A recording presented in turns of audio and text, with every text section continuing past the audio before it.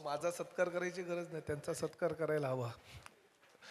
आज आमच्या परिवहन सेवेचा सुद्धा पहिला म्हणजे वर्धापन दिन आहे आणि त्यामुळे गडकरी रंगायतांमध्ये तो कार्यक्रम आहे 10:30 वाजताचा. मला थोडं आधीच उशीर झाला म्हणून मी माईक हातात घेतो.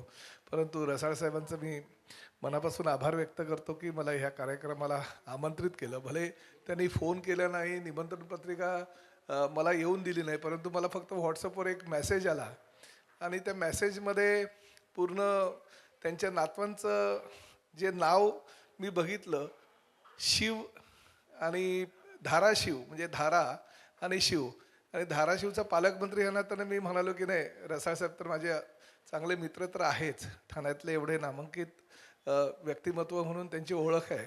आणि अशा ह्या कार्यक्रमाला जर मी उपस्थित राहू शकलो नाही तर ते माझं दुर्भाग्य ठरेल आणि तो भाग्याचा क्षण यावा ह्यासाठी मी फक्त मेसेजवर ह्या कार्यक्रमाला आलो.